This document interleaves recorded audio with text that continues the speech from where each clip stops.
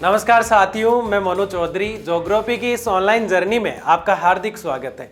कक्षा 11 का भूगोल पढ़ते हुए हम आगे बढ़ रहे थे और कक्षा 11 के भूगोल के अंदर हमारी जो पुस्तक चल रही है उसके अंदर हमने 6 चैप्टर जो है वो कंप्लीट पिछले लेक्चर के साथ पूरे कर लिए थे। आज हमारा लेक्चर नंबर जो है फर्स्ट है और चैप्टर नंबर जो है 7 जो शुरू होने जा रहा है। यानी कि आज चैप्टर 7 हमारा जो है उसमें हम भूमि से संबंधित जितनी भी आकृतियां हैं उनकी चर्चा हम करेंगे। सबसे पहले आपको होली की जो है राम राम हमारी नहीं हुई थी, तो सबको होली के राम राम। इसके अलावा बीच में थोड़ा डिस्टर्ब भी आ गया था त्यौहार की वजह से, इसलिए आज से हमारी क्लासें जो है वापस कंटिन्यू हो रही है। अब जो है हमारे जो चैप्टर है वो बहुत कम है हालांकि, लेकिन थोड़ा डिले हो रहा है, इसके अंदर थोड़ा समय हमें लग रहा है। अब मैं कोशिश करूंगा कि आपकी क्लास जो है किसी भी प्रकार से मिस ना हो।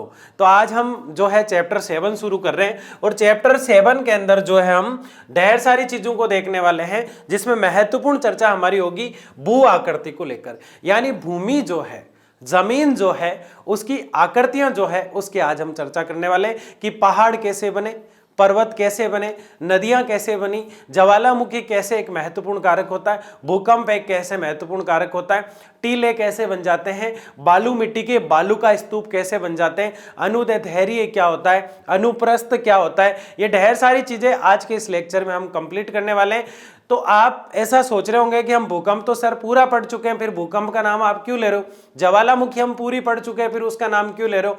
भूमि के ऊपर, जमीन के ऊपर, धरातल के ऊपर जो आकृतियां होती है वो आकृतियां कुछ इस प्रकार बनी हुई रहती है, वो आकृतियां कुछ इस तरह से निर्मित होती है कि उसमें ज्वालामुखी, भूकंप, पर्वतों का निर्माण, प्लेट विवर्तन की ये सारी चीजें जो है, सुनामी, ये सारी चीजें उसको प्रभावित करती है। और आज हम उन्हीं चीजों की बात करेंगे। भू आकृति को प्रभावित करने वाली वस्तुएं या चीजें कौन कौन सी है, कौन से ऐसे अलाइनमेंट है जो भू आकृति को यानी जमीन के ऊपर, पृथ्वी के ऊपर जो आकृतियां बनती हैं उनको प्रभावित करते हैं। इसके अलावा प्रभावित जल की बात करेंगे।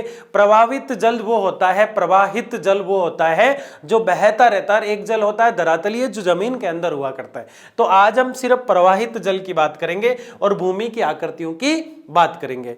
तो समय को थोड़ा समय दीजिए, समय आपका समय बदल देगा। तो थोड़ा सा ज्योग्राफी को अब समय देना है आपको। आगे देखिए, भू आकृति की अगर हम बात करें तो भूतल के विस्तृत भाग है। ये कैसे भाग है? जमीन जो है, धरातल जो है, पृथ्वी जो है, उसके ऊपर जो विशिष्ट रूप से हमें एक अलग ही तरीके से जो दिखाई देता है, भूतल के ऊपर एक विस्तृत आकृति जो हमें दिखाई देती है, उसी को हम भू आकृति कहा करते हैं।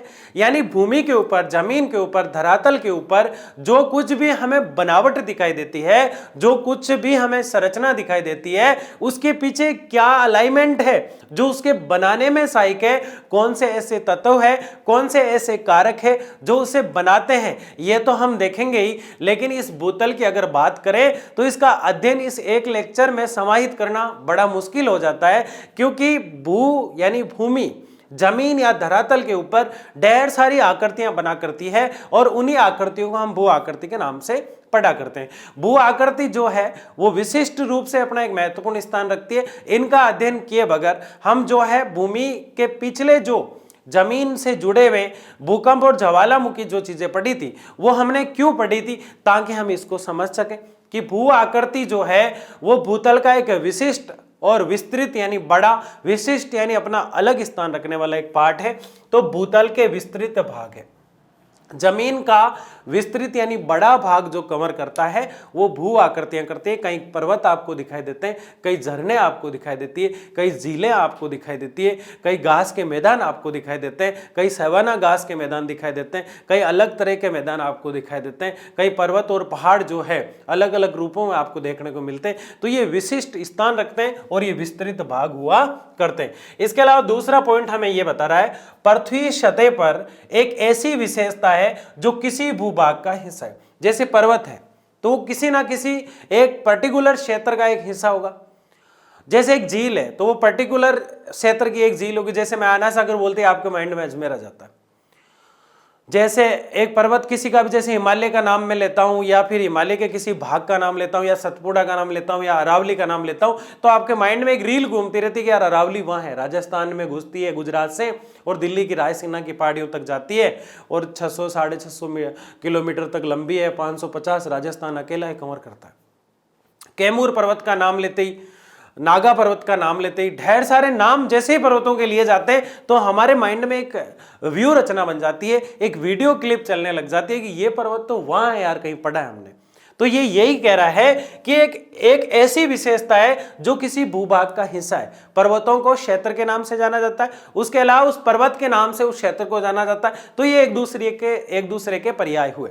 जैसे मोनूसर वर्सेस ज्योग्राफी, ज्योग्राफी वर्सेस मोनूसर को जाना जाता है, ठीक उसी प्रकार से जो है पर्वतों को एक क्षेत्र के नाम से और क्षेत्र को पर्वतों के नाम से जाना जाता है। तो ये एक विशिष्ट स्थान रखते हैं, विस्तृत भाग हुआ करते हैं और किसी भूभाग का एक हिस्सा हुआ करते हैं। अगला पॉइंट हमें बता रहा है इसका अपना भौतिक आकार व प्रकृति होती है। ये कह रहा है कि किसी भी भूभाग पर किसी भी प्रकार की कोई भी आकृति अगर बनी हुई है तो उसकी अपनी विशिष्ट एक पहचान होती है। जैसे मैं अरावली का नाम लेता हूं तो अपने आप माइंड में कुछ पॉइंट, कुछ तथ्य दौड़ने लग जाते हैं कि अरावली पर्वतमाला सबसे पुरानी पर्वतमाला है। अरावली पर्वतमाला आज अवशिष्ट अवस्था में है क्योंकि घिस रही है ऊपर से। देखने में आज हिमालय का नाम हम लेते हैं, लेकिन हिमालय तो कल का बच्चा है अरावली के सामने, क्योंकि वो तो धीरे धीरे बना। अरावली तो बहुत पुरानी है। अरावली का मतलब होता है पर्वतों की लाइन, अरावली मतलब पर्वतों की लाइन, जैसे हम कहते हैं दीपावली, दीपों की लाइन, ठीक है उसी प्रकार से। तो यह कह रहा है कि आकार में प्रकृति जो इनकी होती है, जैसे अरावली की प्रकृति क्या है, अवशिष्ट है। अरावली की प्रकृति क्या है, सबसे पुरानी है। अरावली की प्रकृति क्या, आज बीच में से मरुस्थली भाग उसमें प्रवेश कर रहा है, तो यह अरावली की प्रकृति हुई। इसके अलावा आकार, अरावली का आकार कहीं से ऊंचा है, गुरु शिखर है तो 1727, 28, 30 के आसपास ऊंचा है। कहीं देखते हैं हम तारागढ़ जैसी पहाड़ी आ जाती है 876 मीटर है।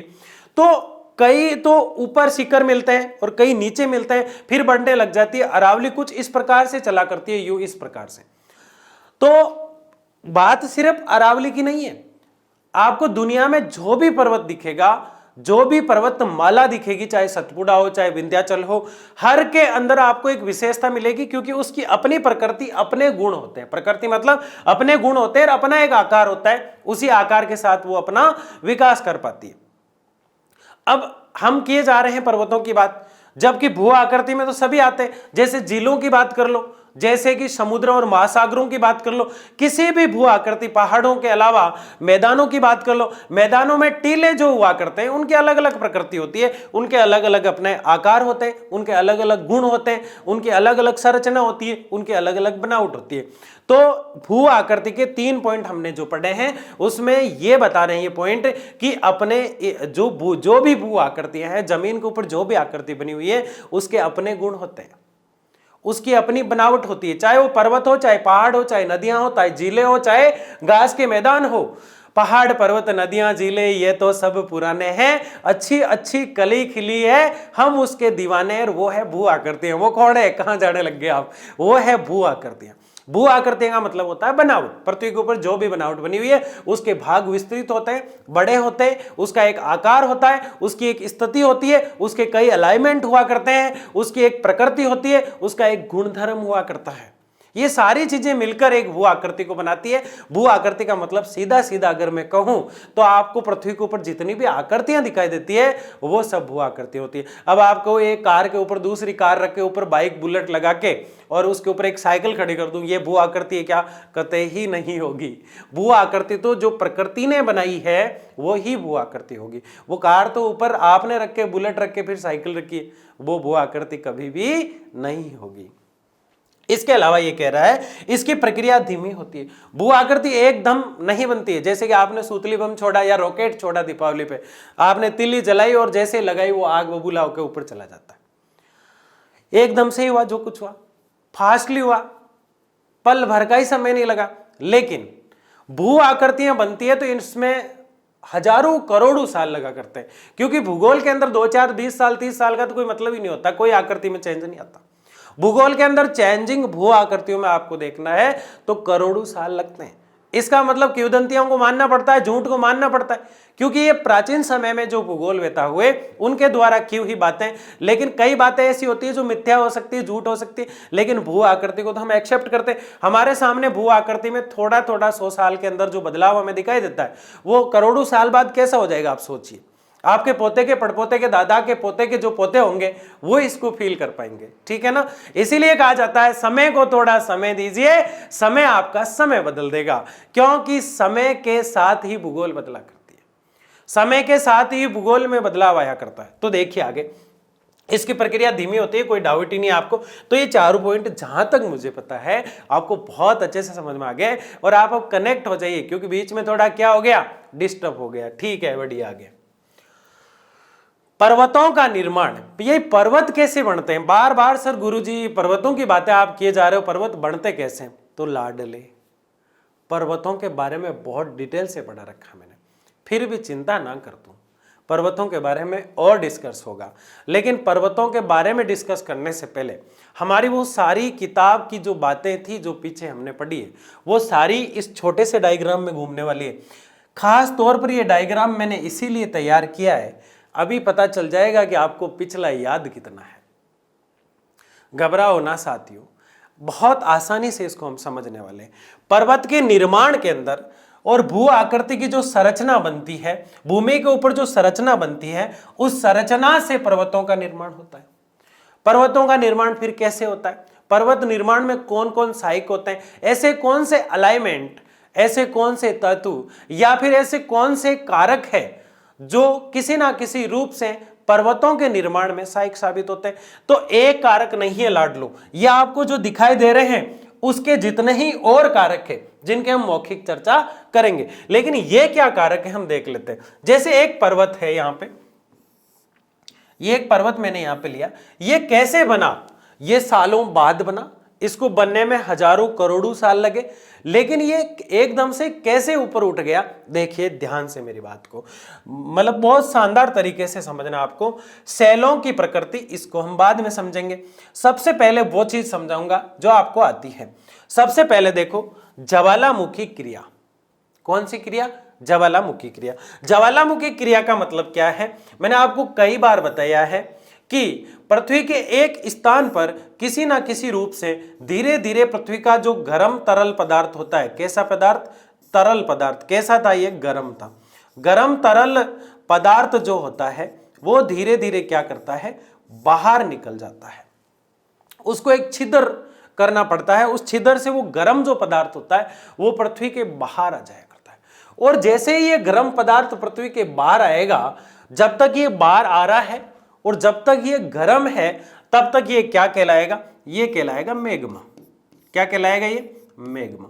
लेकिन जैसे ही ये बाहर आना शुरू कर देता है इस प्रकार से, और जैसे ही ये बाहर आ जाता है ऐसे धीरे धीरे ये बाहर आता रहता है और ठंडा होने के बाद ये लावा बन जाता है। और लावा से फिर आपको सबको पता है कि लावा से फिर इग्नियस चट्टानें, जिसे हम आग्नेय चट्टान कहते हैं, वो बना करती है। उससे जो अवशिष्ट और कचरा फैलकर दूर चला जाता है कणों के रूप में, उस अवशिष्ट से अवसादी चट्टानें बनाई जाती है। और अवसादी चट्टानें और इग्नियस यानी आग्नेय चट्टानें दोनों के दाब के कारण इनका काया पलट हो जाता है, तो कायांतरित बनती है, इनका रूप परिवर्तित हो जाता है, रूपांतरित बनती है। तो लावा और मैग्मा जो है वो बाहर निकलते हैं, तो यह एक बन जाता है छिद्र। क्या बन जाता है? छिद्र। और छिद्र फिर बड़ा बड़ा होकर कालडेरा के रूप में बन जाता है। और जब ये कालडेरा बन जाता है तो यहां एक झील का निर्माण हो जाता है। बताओ एक भू आकृति बनी कि नहीं बनी? बनी, भू आकृति बनी।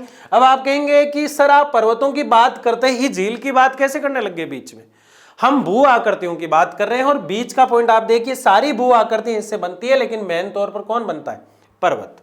अब ये जो धीरे धीरे टीला बनता है इसका साइडों में, उससे एक पर्वत या पठार या एक पहाड़ की संरचना बन जाएगी। पठार छोटे हुआ करते हैं, पर्वत उससे थोड़े बड़े, पर्वत बहुत बड़े हुए करते हैं और पहाड़ बीच की अवस्था होती है। ठीक है ना? तो ये आप ध्यान रखें कि ज्वालामुखी क्रिया से पर्वत बना करते हैं और भूमि पर कई प्रकार की संरचनाएं बना करती है। दूसरा जिसे आप जानते हैं वो पॉइंट आ रहा है महाद्वीपों और महासागरों का विन्यास। गुरुजी ऐसे बीच बीच में क्यों ले रहे हो? क्योंकि ये वो चीजें हैं जो अपने आप में एक चैप्टर हुआ करता था और हमने डिटेल से पढ़ा है। ये क्या कह रहा है, महाद्वीपों और महासागरों का विन्यास। वेगनर का सिद्धांत हमने पढ़ा, किसका सिद्धांत पढ़ा, वेगनर का। वेगनर ने अपने सिद्धांत के अंदर इस बात को बहुत अच्छे से समझाया। उन्होंने कहा था कि एक बहुत बड़ा पत्थर था, क्या था, बहुत बड़ा पत्थर, उसके चारों तरफ था पानी, उसके चारों तरफ क्या था, पानी था। ये पानी जो है इसे हम कह रहे थे पैंथालासा,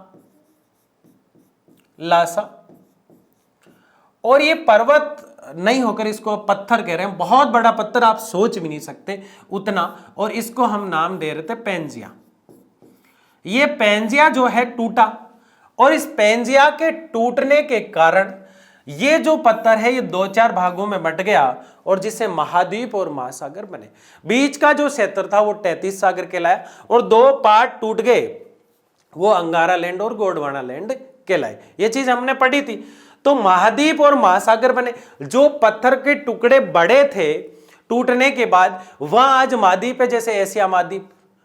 ये सारे महाद्वीप जो बने हुए हैं वो उन पत्थर के टुकड़ों पे, और जो पानी आसपास दिखाई दे रहा है वो आज महासागरों के नाम से जाना जाता है। तो ये बात जो जलवायु क्लाइमेट के ज्ञाता थे, कौन, वेगनर। तो अल्फ्रेड वेगनर महोदय ने इस बात को बहुत अच्छे से समझाया।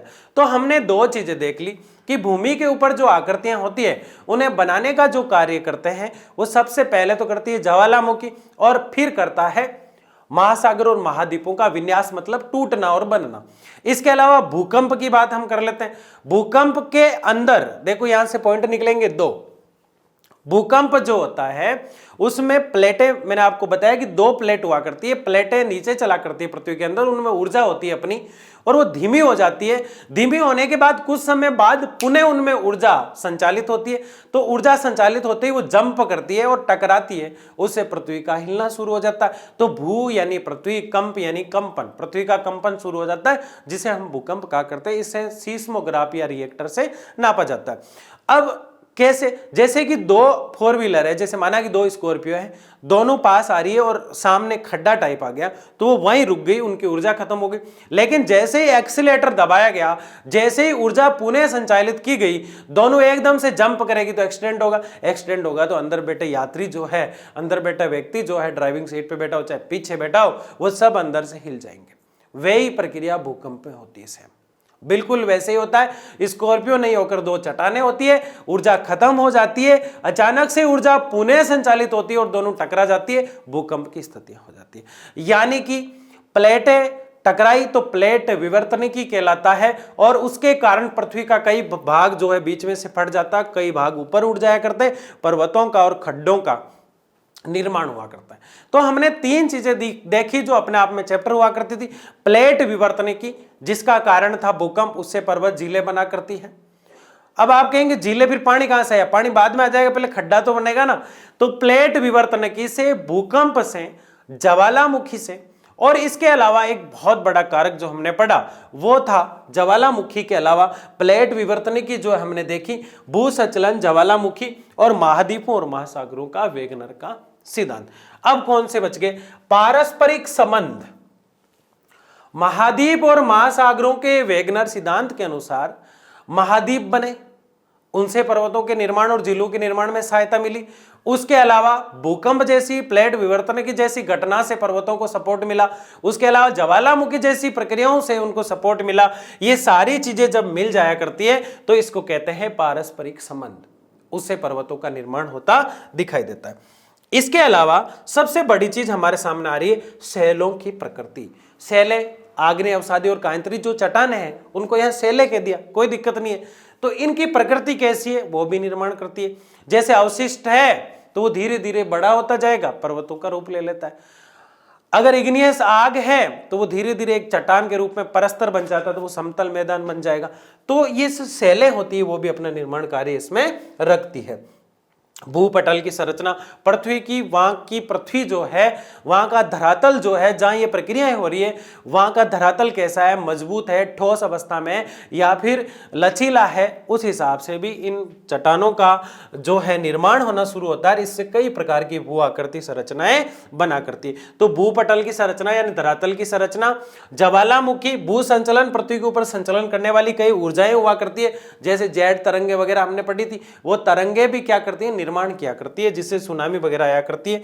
तो ये चीजें हमने देखी थी। तो ये चीजें हमने समझने के बाद हमें यह पता चल गया कि पर्वतों का निर्माण होने के साथ पृथ्वी की अन्य भू आकृति संरचना जो है वो किस प्रकार बनती है। अब कमेंट बॉक्स में चिपकाना है, आपको ये समझ में आया कि नहीं आया, सिर्फ थंब कर दीजिए, हम समझ जाएंगे। आगे देखिए, एक स्थल रूप विकास की अवस्थाओं की तुलना में युवावस्था, प्रौढ़ावस्था तथा वृद्धावस्था से की जा सकती है।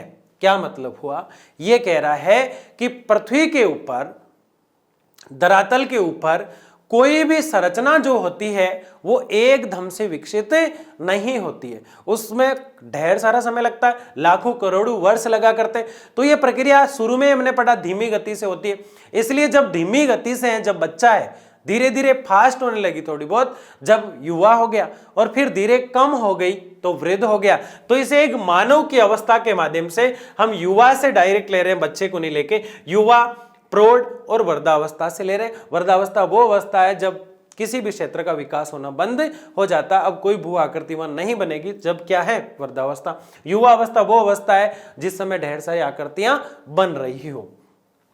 अब हम देखेंगे कि प्रवाहित जल क्या है। ये तो हमने पढ़ा भू आकृतियों के बारे में, ये चैप्टर की पृष्ठभूमि हम तैयार कर रहे हैं, साथ में काफी चीजें इंपॉर्टेंट भी हम लेके चल रहे हैं, लेकिन पृष्ठभूमि से ही चैप्टर क्या है, तैयार होता है। इसलिए पृष्ठभूमि अच्छी तो पूरा चैप्टर अच्छा। आप में से कई बच्चों के कई बोर्ड के एग्जाम अभी चल रहे हैं, कमेंट बॉक्स में आप जरूर बताइएगा कि आपके 11th के एग्जाम कब है, हम उसी हिसाब से सिलेबस को लेके चले। इसके अलावा 12th के जो बच्चे जुड़े हुए हैं उनके एग्जाम कई जगह चल रहे हैं, तो जो चैप्टर हो रखे हैं उनके बेस के आधार पर आप बाकी चैप्टर को और स्ट्रॉन्ग कर सकते हैं और मजबूत कर सकते हैं। लेकिन 11th का तो मोस्टली सिलेबस लगभग 75 या 80% के आसपास हमने करा दिया। एक किताब तो बिल्कुल मजबूती के साथ पूरी कर ली, ये किताब जो है 60-70% के आसपास होने वाली है, और प्रयास कर रहे हैं कि जल्दी इसको ख़त्म करें। अगले साल की चिंता आपको लेनी नहीं है, पहले ही बता रखा हमने कि बहुत जल्द शानदार तरीके से हम 12th की रणनीति के साथ एक बार पुणे जोश के साथ आपको क्या दिलाएंगे, जीत दिलाएंगे। 100 में से 100 लर्न एंड शेयर का क्या वाक्य है, हाँ, सबसे अच्छा वाक्य, सद वाक्य जिसे आप कह सकते हो, कोटेशन कह सकते हो, 100 में से 100, 100 में से 99 क्यों, ठीक है ना। देखिए, प्रवाहित जल की अगर बात करें, जहां अत्यधिक वर्षा होती है प्रवाहित जल सबसे महत्वपूर्ण कारक है। जहां बहुत ज्यादा बारिश होती है वहां प्रवाहित जल चलेगा। ये तो बहुत छोटी सी बात है, क्या समझो बताओ मुझे। प्रवाहित जल, भाई जहां बारिश होगी वहां पानी चलेगा, प्रवाहित जल है। धरती के अंदर जो जल है वो धरातलीय जल है, जो कुएं खोद के नलकूप द्वारा बाहर निकाला जाता है। तो छोटी छोटी चीजें इस चैप्टर के अंदर। धरातल का निम्नीकरण में उत्तरदायी है। धरातल जो है उसके ऊपर पानी रहेगा तो उसकी धरातल के जो गुण है उनमें धीरे धीरे कमी आना शुरू कर देती है वहां की मिट्टी में। आपने ये नाम तो सुना ही होगा, कौन सा नाम, अतिवृष्टि और अनावृष्टि। अतिवृष्टि वो अवस्था है जब बहुत ज्यादा बारिश आ जाया करती है, अनावृष्टि वो अवस्था है जिस समय बारिश नहीं आती है, अकाल पड़ जाता है। तो ये जो प्रवाहित जल है ये अतिवृष्टि का कारण होता है और इसके पीछे कारण होती है अतिवृष्टि, यानी एक दूसरे के पर्याय। अतिवृष्टि होगी तो डेफिनेटली प्रवाहित जल जो है ज्यादा प्रभावित होगा और इसमें धरातल जो है उसके गुणों में निम्नीकरण यानी कमी आएगी। और इसका उत्तरदायी कौन हुआ इस धरातल के निम्नीकरण का, प्रवाहित जल। ये बात समझ में आ गई आपके। आगे बढ़ते हैं। भूसकलन प्रकार। भूसकलन यानी पृथ्वी के ऊपर जो पर्वत होते हैं या पर्वतों के ऊपर जो वनस्पति होती है उनका सकलन यानी नीचे की ओर गिरना, भूमि पर गिरना भूसकलन कहलाता है। ये दो प्रकार से होता है, या तो ये धरातलीय प्रवाह के रूप में दिखाई देता है या फिर नदियों के प्रवाह के रूप में दिखाई देता है। अगर धरातल पर गिरा है तो परल रूप में यानी सीधा सीधा गिरेगा और टेढ़ा मेढ़ा, सीधा सीधा गिरेगा और टेढ़ा मेढ़ा चलना शुरू कर देगा। जबकि नदियों के प्रवाह के रूप में तो नदियां आपको पता है एक रैखिक क्रम में चला करती है। किस में चला करती है, एक रैखिक क्रम में। इतनी सी बात है। कालांतर में तेज ढाल लगातार अपरदन कारण मंद ढाल बन जाती है। क्या कह रहा है ये कि कालांतर में यानी कुछ समय बाद जो तेज ढाल हुआ करती है वो धीरे धीरे धीमी हो जाया करती है और वो मंद ढाल बन जाया करती है। आगे बढ़े, छोटा सा था ये, कोई बड़ी बात नहीं थी। शब्दावली, शब्दावली क्या है, मोनाडनोक धीमा क्या है और पेनी प्लेन क्या है, इसको दिमाग में छाप लेना, क्योंकि कई बार एक नंबर का सवाल यूं पूछ लिया करते हैं। और इस बार डेफिनेटली पेपर कैसा होने वाला है ये मुझे कमेंट बॉक्स में बताना आपको, ठीक है ना। मोनाडनोक धीमा, ऊंचावच चट्टानी भाग परवा जल का परिणाम है। मोनाडनोक एक शब्दावली है। मोनाडनोक का मतलब है जहां ऊंचावच बना हुआ है और चट्टानी भाग आ गया है, वह परवा जल जो है वो बहुत ज्यादा नुकसान कर देता है, उसको मोनाडनोक के नाम से जाना जाता है। यानी ऊंचा नीचा उबड़ खाबड़ चट्टानी भाग जहां है वहां प्रवाहित यानी बहने वाला जल बहुत ज्यादा नुकसान कर देता है, उसको हम क्या कहते हैं, मोनाडनोक के नाम से जानते हैं। मोनाडनोक का मतलब है प्रवाहित और नहीं, मोनाडनोक का मतलब है चट्टानी और पथरीले भाग के अंदर पानी जो होता है वो भी प्रवाहित पानी नुकसान करता है, उसको हम मोनाडनोक कहा करते हैं। दूसरा पेनी प्लेन, प्रवाह जल मैदान अवसर्पण, यानी कि प्रवाहित होने वाला जल अगर चट्टानों में नुकसान कर रहा है, अगर पहाड़ों में नुकसान कर रहा है, ऊंची नीची आकृतियों में नुकसान कर रहा है, तब तो मोनाडनोक है। लेकिन वो मैदानों में बहने के कारण, अवसर्पण मैदानों में बहने के कारण वहां उसकी कमी जो है वो होती जाती है और चट्टानी भागों के अतिरिक्त मैदानों में अगर वो नुकसान कर देता है तब उसको पेनी प्लेन कहते हैं, एक दूसरे के अपोजिट है। ये तो पहाड़ों में नुकसान करता है, पानी ज्यादा प्रभावित होता है, और पेनी प्लेन मैदानों में नुकसान करता है। पेनी प्लेन, क्या नाम है इसका, पेनी प्लेन। तो ये शब्दावली बहुत आसान है, आपको समझ में आ गई। ये यहाँ पानी वानी दिखाई दे रहा है आपको, ये ऊंचा ऊंच वगैरह भी दिखाई दे रहा है।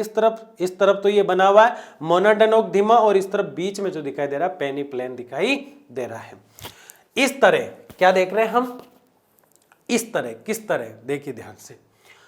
इस तरह प्रवाही जल या नदियां सामान्य अपरदन चक्कर का मतलब होता है नदी अपने साथ कुछ तत्व ले जाया करती है, जैसे कि जलोढ़ जल के साथ लोड होकर जो मिट्टी जाती है, जलोढ़ मिट्टी को भी ले जाती है, कई प्रकार के अवशिष्ट ले जाती है, कि क्रिया के फलस्वरूप विशिष्ट प्रकार की स्थलाकृतियों का विकास करती है।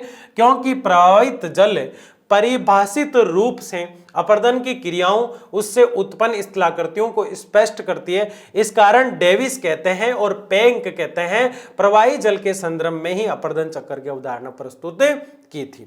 यानी कि यह नाम क्या याद करना है, डेविस और पेंक कहते हैं कि जो प्रवाहित जल होता है वो अपने साथ कई प्रकार के अवशिष्ट पदार्थों को लेता आता है और एक जगह छोड़ देता है, उससे एक भू आकृति बन जाया करती है। तो प्रवाहित जल ये कार्य भी करता है। बात आगे समझ में, कौन कह रहा है सर आप बता रहे हो, नहीं मैं बता रहा हूं डेविस और पेंक की कही हुई बात। आगे देखिए, जल गर्तिका एवं अवनमन कुंड क्या है। आपकी किताब के अंदर सिर्फ इनके नाम है और ये नाम इतने डरा देते हैं कि हम समझ नहीं आता यार ये क्या नाम है, इनका अर्थ क्या है, गूगल भी नहीं बता पाता कभी कभी। एक राइटर की बुक थी, उसमें इनके अर्थ बहुत अच्छे से दिए हुए थे, तो मैंने वहां से आपको समझाने का प्रयास किया कि अच्छे से समझ में आ जाए। समझाने को मौखिक भी समझाए जा सकते हैं, लेकिन एक शब्दावली भी इनके आप देख लें।